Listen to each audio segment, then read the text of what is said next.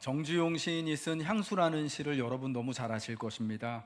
넓은 벌 동쪽 끝으로 옛 이야기 지줄대는 실개천이 휘돌아 나가고 얼룩배기 황소가 해설피 금빛 게으른 울음을 우는 곳, 그곳이 차마 꿈엔들 이칠리야. 그곳이 차마 꿈엔들 이칠리야. 고향에 대한 그리움을 향수라고 하잖아요. 영어로는 노스텔지아, 지나간 세대에 대한 혹은 고향에 대한 그리움을 뜻하는 말인데, 고향에 대한 그리움은 모든 사람들이 마음속에 다 가지고 있는 것 같습니다. 저희 여러분 세대뿐만 아니라 그 앞선 세대의 분들도 그리고 저와 같은 사람들도, 그러니까 태어나기는 서울 도시에서 태어나서 나고 자랐지만 그래도 이와 같은 향수와 같은 시를 읽으면 내가 흙에서 자라나지는 않았지만 마치 내가 흙에서 자란 마음같이 저 파란 하늘빛이 그리워지고, 꿈엔들 잊혀지지 않는 그 고향, 실개천이 휘돌아 나가고 초가지붕에 이렇게 박이 열려 있는 그 고향을 참 너무 자연스럽게 상상하게 되는 것 같습니다. 우리 아이들에게도 그런 또 동일한 마음이 있을까 하는 궁금증을 한번 갖게 돼요. 왜냐하면 저와 같은 세대는 물론 서울에서 나고 자랐지만 그래도 부모님들 고향이 시골이어서, 저희 부모님들은 두 분 다 고향이 경기도 광주시거든요. 그래서 어린 시절에 또 학교 다닐 때 방학 때가 되면은 이렇게 또 외갓집에 들려서 한 주 혹은 길게는 거의 한 달 내내 있다가 또 집으로 돌아오기도 하고 해서 그때 그 시골집 풍경이, 외갓집 풍경이 어떤지를 이제 기억을 하고 어렴풋이나마 기억을 하고 있는 거예요. 물론 그 기억 속에 진실도 있고 왜곡된 부분도 제가 좋게 기억하는 부분이 있겠지만 그게 남아 있는데, 저희 자녀들 세대, 도시에서 나고 자라고 그리고 부모님의 고향도 다 도시인 아이들에게 그곳이 차마 꿈엔들 이칠리야라고 하는 이 고향에 대한 그 향수와 그리움의 감정이 있을까 하는 그런 궁금함이 있더라고요. 근데 여러분, 성경에는요, 사람에게 영혼을 사모하는 마음을 하나님이 허락해 주셨다라고 말씀하고 있습니다. 여러분, 그래서 저는 고향에 대한 그리움 자체가 사실은 우리 마음속에 하나님이 영혼을 사모하는 그 마음, 그러니까 우리의 근원 되시는 하나님을 사모하는 마음을 주시기 때문에 우리가 그렇게 고향에 대하여서, 지나간 세대에 대하여서 그리워하는 마음을 누구나 모든 세대의 사람들이 가지고 있는 것이 아닌가 하는 생각을 조심스럽게 해보는 거예요. 종종 저희 딸아이가 하는 얘기가 있습니다. 여러분 잘 아시는 것처럼 저희 딸 은서는 이제 21살 만으로요, 21살이 되었잖아요. 이 아이가 종종 그래요. 엄마, 아빠, 나는 고향이 없어. 그래요. 그러면은 고향이 없다라고 이야기를 해요. 왜냐하면 이 아이가 태어나가지고 여기저기 많은 곳을 순례하듯이 엄마 아빠와 함께 살아왔거든요. 저기 성남 분당에서 태어나가지고 안산에서 살다가 수원에서 살다가 하남에 와서 살다가 저기 태평양 건너 미국 땅 가서 캘리포니아에서 살다가 그리고 루이지애나 건너가서 살다가 이렇게 왔잖아요. 그래서 자기는 고향이 없다라고 이야기를 하더라고요. 너무 마음이 아팠어요. 그래서 제가, 야, 무슨 소리 하는 거야. 그냥 자라나는 곳이 고향인 거야, 은서야. 그러니까 너는 고향이 그냥 강동구 둔촌동 노건교회가 네 고향인 거야. 이야기를 했어요. 그랬더니 그래도 별로 이 동네가 고향 같다라는 느낌이 안 드는다고 이야기를 하더라고요. 자기는 오히려 나는 고향이라면은 자기는 미국이, LA가 자기 고향인 것 같다라는 생각이 든다, 느낌이 든다라고 하는 거예요.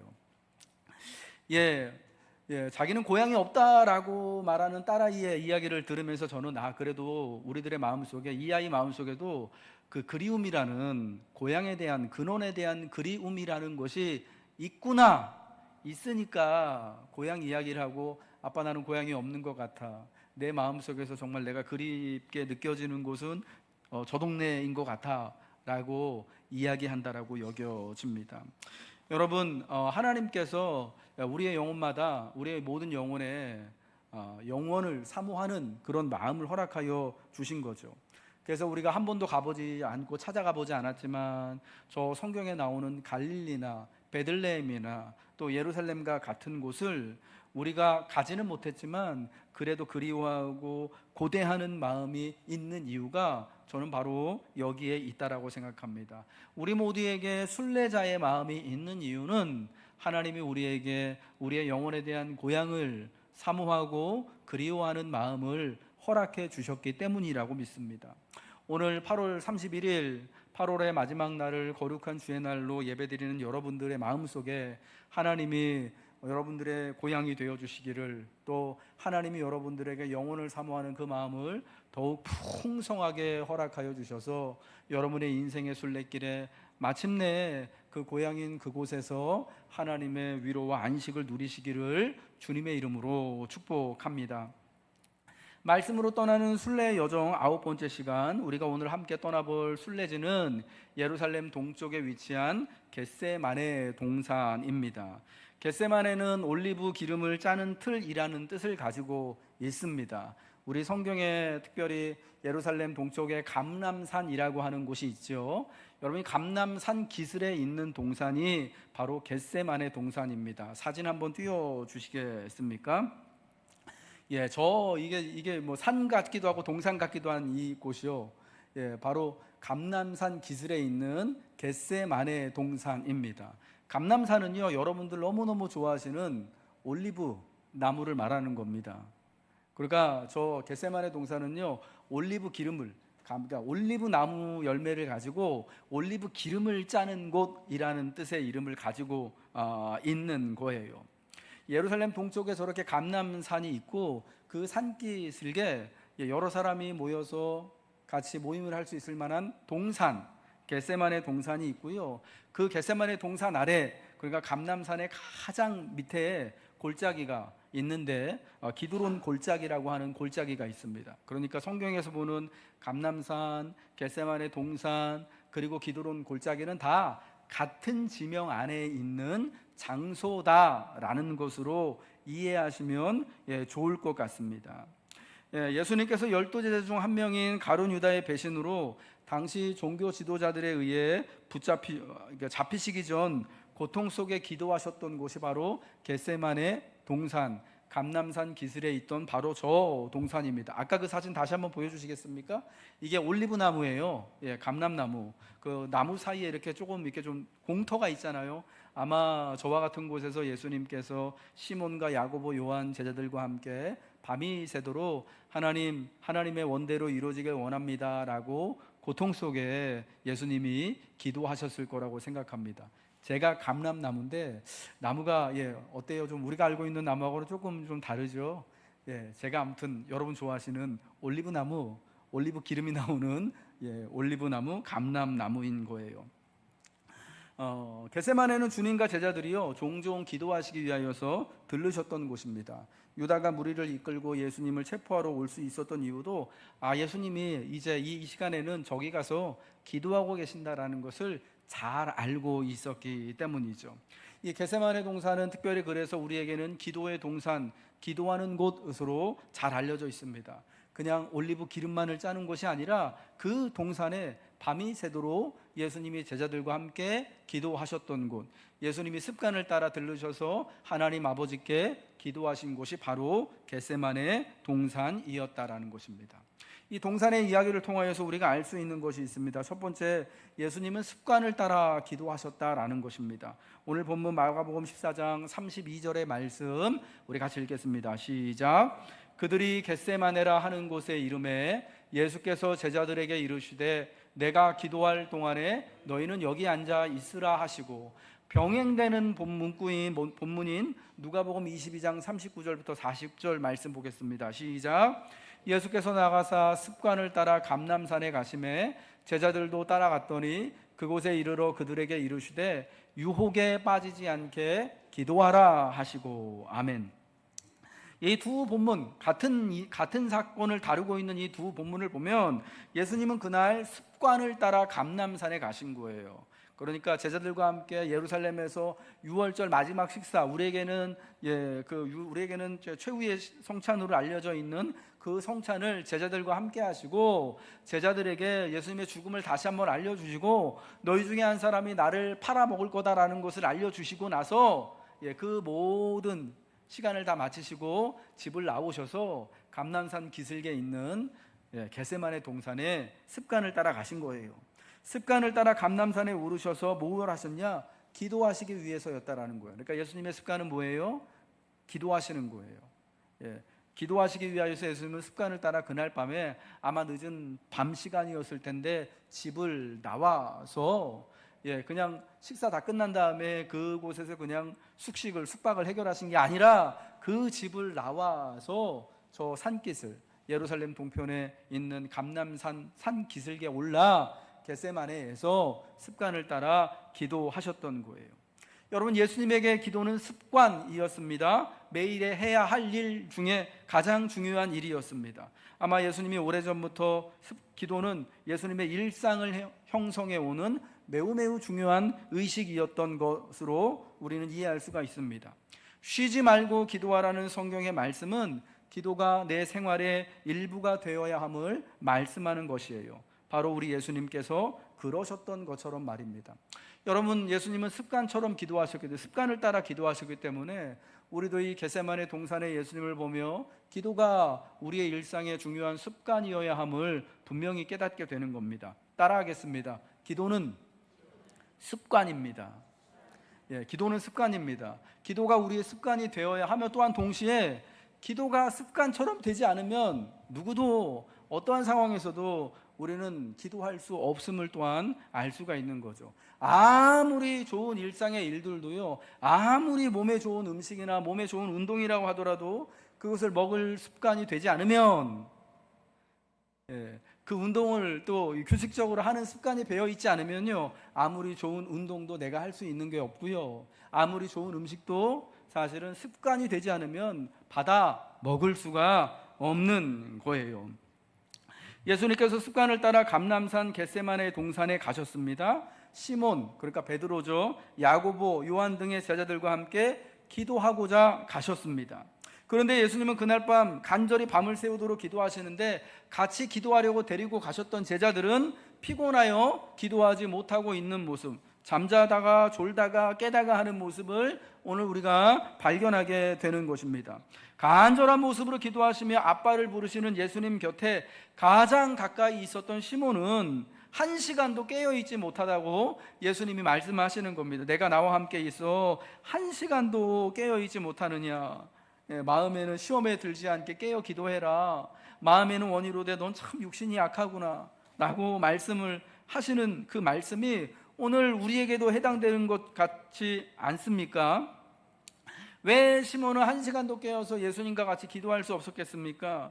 왜 예수님은 그렇게 밤이 맞도록 3번이나 동일한 기도의 제목을 가지고 하나님께 나아가서, 그러니까 기도의 자리에 앉아서, 저 아마 우리식으로 한다면 옛날에 어른들이 삼각산에 올라가서 소나무 뿌리를 잡고 기도하셨던 것처럼, 예수님은 모르겠어요, 올리브 나무를 붙들으시고 기도하셨는지는 모르겠지만 그렇게 또 간절히 기도하실 수 있었겠습니까?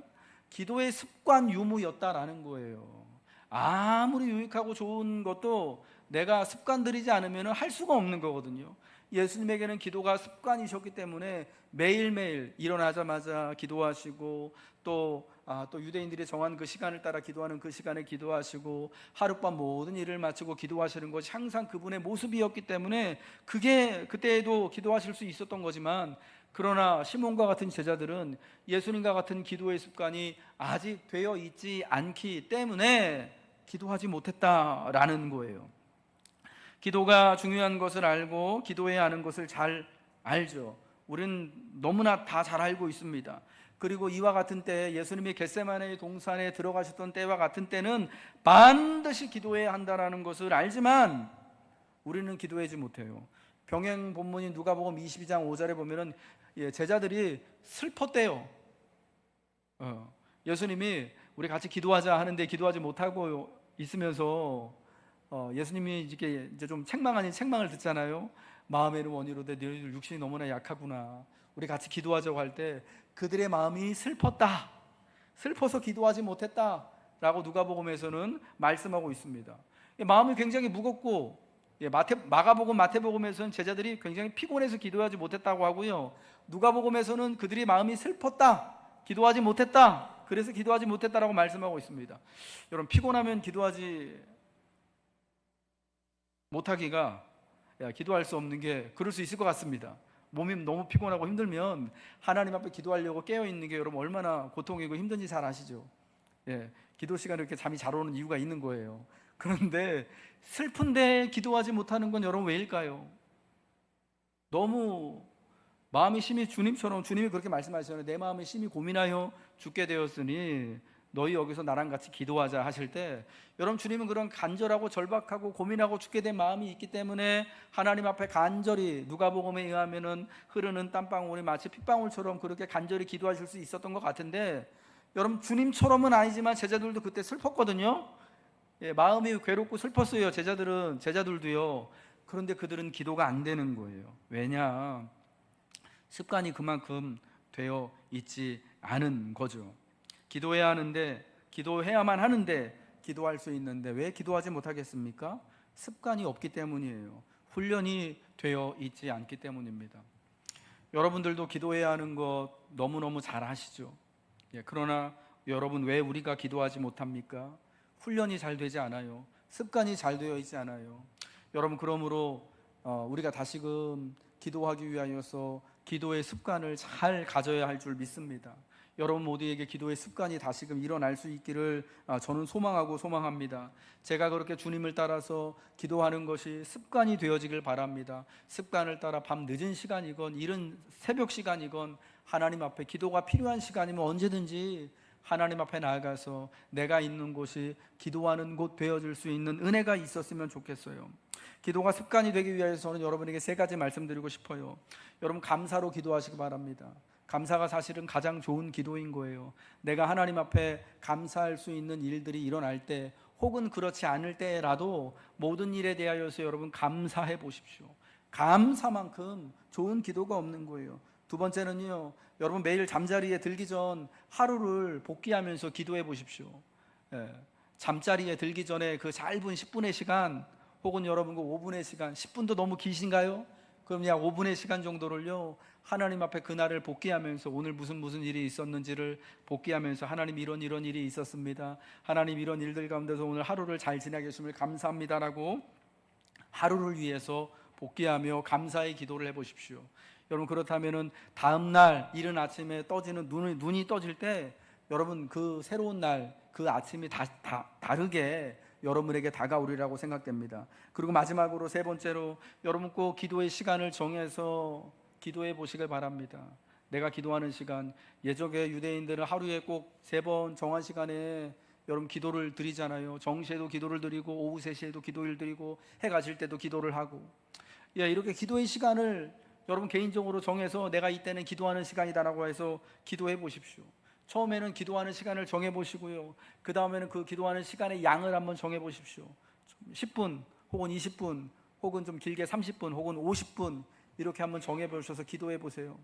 여러분, 그리고 처음에 그 기도의 시간 양을 채우는 게 어려울더라도 좀 전화기로 알람 맞춰 놓은 다음에 내가 50분 정도는 혹은 내가 20분 정도는 알람 울릴 때까지 여기 가만히 있어야지. 기도할 말이 없더라도 그냥 하나님 앞에 가만히 있는 거예요.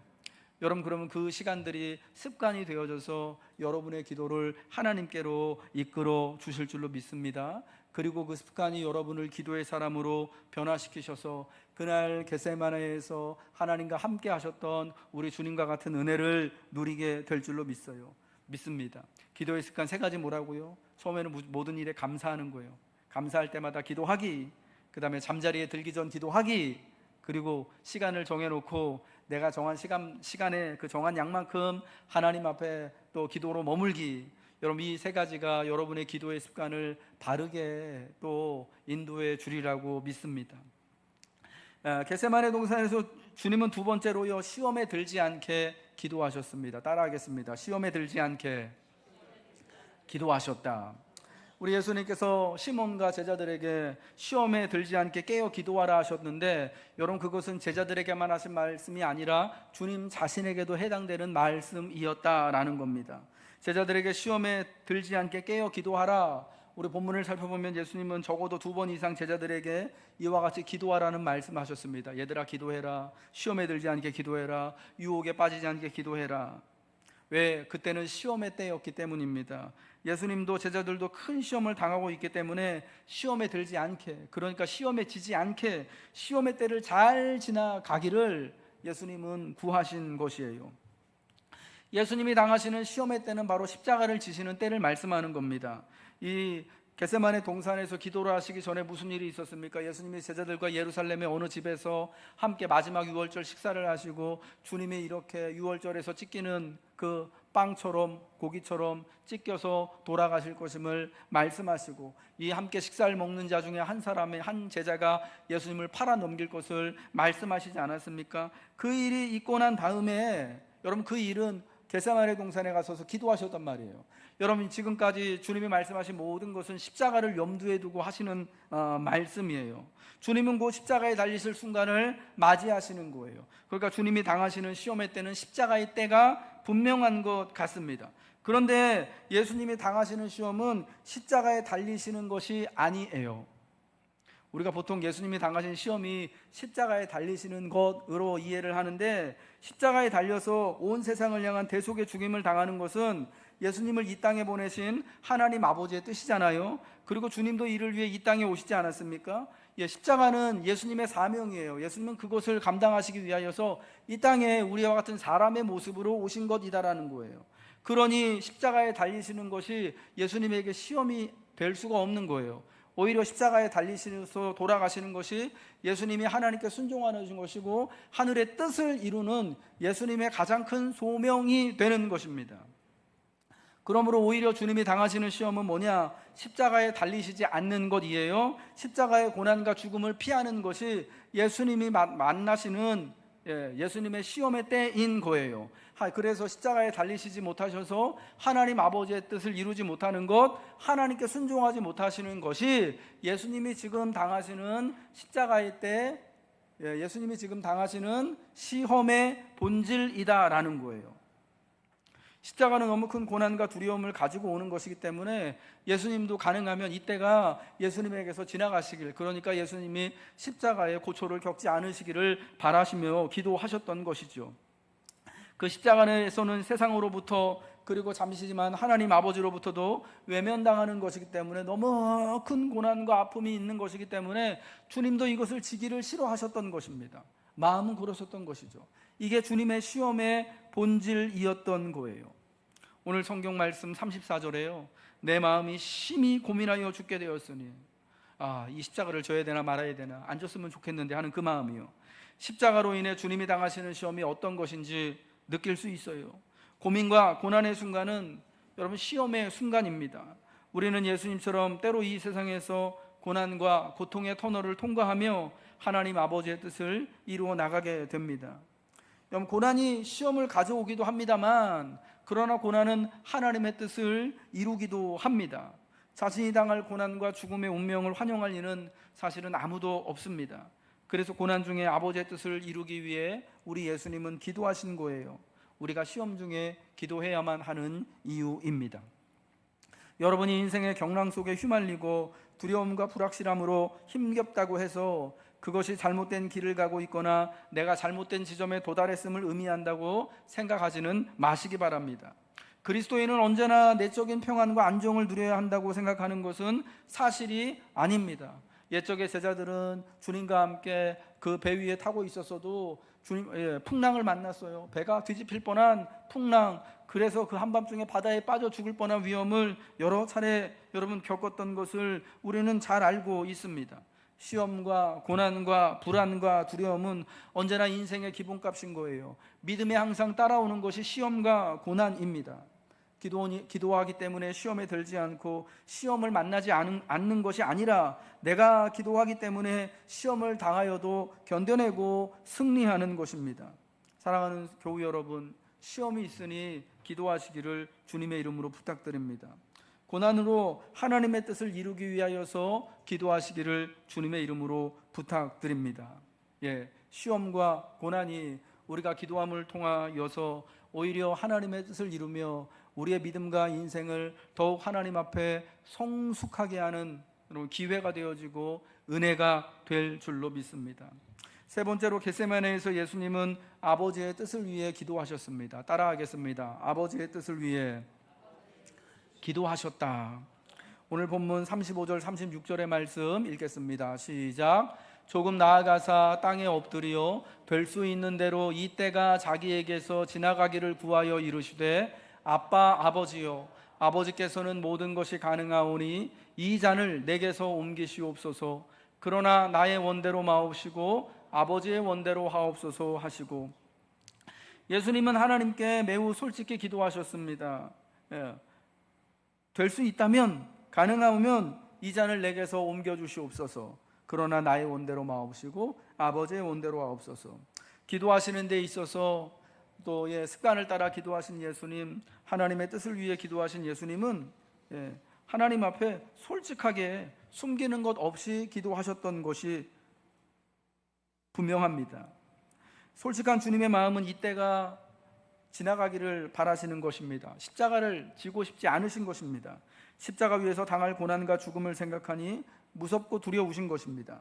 그러나 자신의 원함이 아닌 아버지의 원대로 하옵소서라며 아버지의 뜻을 이루시기를 기도하십니다. 예수님에게 기도는 평소에도 아버지의 뜻을 구하는 것이기 때문입니다. 그렇기 때문에 예수님은 기도하실 때 자신의 감정과 자신의 느낌과 생각에 대하여서 하나님께 솔직하게 구하실 수 있었던 거예요. 종종 우리는 기도할 때 내가 하나님 앞에 이렇게 내 감정 지금 이렇게 복잡하고 나도 잘 모르는 이 마음을 그대로 그냥 이렇게 보여드려도 되나 싶은 그런 마음이 들 때가 있습니다.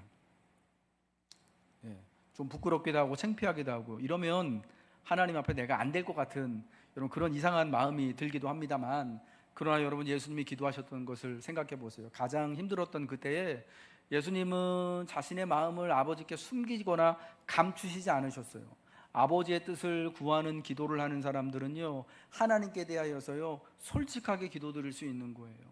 하나님, 제가 지금 마음이 이런데, 제가 지금 이러한 또 부족함과 필요가 있는 것 가운데 있는데 하나님 어떻게 살까요? 라고 구하면서, 그러하면서도 하나님의 뜻을 구할 수 있는 기도가, 여러분 그 솔직한 마음으로 하나님께 구하기 때문에 거기에 우리가 하나님의 뜻을 구할 수 있는 힘이 있다라는 거예요. 참 공교롭게도 이때 주님이 기도하셨던 곳이 겟세마네 동산입니다. 성경에서 나오는 동산은 하나님 아버지의 뜻을 기억하는 곳, 하나님의 아버지의 뜻이 드러나는 곳이다라는 장소적인 의미가 있습니다. 구약의 가장 대표적인 동산이 여러분 어디입니까? 에덴 동산이죠. 창세기 3장에 나오는, 참 재밌는 게 성경은 로마서에 가보면 예수님을 두 번째 아담이라고 성경이 표현을 해요. 첫 번째 아담은 하나님 앞에 하나님의 뜻을 이루지 못하고 불순종해서 동산에서 쫓겨났습니다. 그러나 두 번째 아담이신 예수님은 하나님 아버지 뜻을 온전히 이루셔서 첫 번째 아담이 망쳐놓았던 그것을 다 회복시켜 놓으셨습니다 라고 말씀하고 있지 않습니까? 아담이 하나님의 뜻을 거스르고 범죄했던 곳이 동산입니다. 아담에게 하나님이 세상에서 가장 완벽하고 가장 최적의, 가장 훌륭하고 가장 아름답고 가장 안전한 곳을 동산으로, 에덴이라는 동산으로 아담에게 허락해 주셨는데, 그 가장 완벽하고 하나님 뜻을 쫓기에 가장 아름답고 가장 잘 되어진 곳에서 아담은 하나님 앞에 범죄하고 불순종하여서 동산에서 쫓겨나고 말았습니다. 그리고 이제 두 번째 아담으로 오신 예수님께서는 이제 그날 같은 동산은 아니지만 겟세마네라고 하는 동산에서, 그 동산은 가장 그날 두렵고 무서운 곳입니다. 가장 불안전하고 고통에 극심한 곳입니다. 그러한 동산에서 하나님의 뜻을 이루어 드리기 위하여서 기도하시고 마침내 하나님의 뜻을 드러내신 곳, 이루신 곳이 바로 그 동산이 되었다라는 거예요. 아담이 범죄하였던 그 동산에서 예수님은 순종하심으로 그 옛날에 잃어버린 동산을 이제 우리에게 회복시켜 주시는 것이죠. 겟세마네 동산은 기도하고 증거하라는 부르심입니다. 우리에게 하나님의 약속과 하나님의 뜻에 순종할 것을 기억해 내게 하는 곳입니다. 하나님이 어디로 이끄시든지 따라가라는 요청입니다. 우리는 여전히 겟세마네로 가라는 부르심을 받습니다. 여전히 더 큰 고통을 당하는 바로 그곳에서 하나님 나라를 위해 기도하면서 헌신하고 우리 자신이 선택했든 아니든 우리에게 주어진 소명을 감당할 준비를 하라는 부르심을 그곳에서 받는 것입니다. 이제 말씀을 마치겠습니다. 비트겐슈타인이라고 하는 철학자는요, 언어의 한계가 내 세계의 한계다라고 말했습니다. 내가 사용하는 언어가 바로 내 세계의 한계다라고 말했어요. 그러니까 사람은 자기가 사용하는 언어 이상, 자기가 생각하는 그 생각 이상으로 세상을 표현할 수 없고 세상을 확장하고 상상할 수 없다라고 하는 거예요. 그런 의미인 거예요. 예, 곱 씹어보면요, 10번 곱 씹어보면 10번 다 맞는 말인 거예요. 내 언어의 한계가 내 세계의 한계가 되는 거죠. 여러분, 저는 이거를 우리 신앙으로 바꿔서 말한다면 기도의 한계가 바로 내 믿음의 한계다라고 여러분에게 말씀드리고 싶어요. 기도가 내 믿음의 한계인 거예요. 여러분이 기도하는 만큼이 여러분의 믿음만큼이 되어지는 겁니다. 겟세마네 우리에게 진정한 싸움은 무릎으로 이겨야 하는 것임을 알려줍니다. 순례 여행을 하며 우리의 일정과 마음 속에 예수님과 함께 겟세마네 동산에서 깨어 있을 만한 여지를 마련해 두십시오. 그리하여 마침내 아침이 왔을 때 그분의 뜻에 순종할 힘을 키우십시오. 예수님이 습관을 따라 시험을 당하셨을 때 아버지의 뜻을 구하였던 겟세마네의 시간이 여러분을 인생의 불확실함과 두려움의 순간에서 이끌어서 하나님 아버지의 부르심을 따라 살아갈 힘을 만날 그 아름다운 아침을 하나님은 마침내 허락하여 주실 것입니다.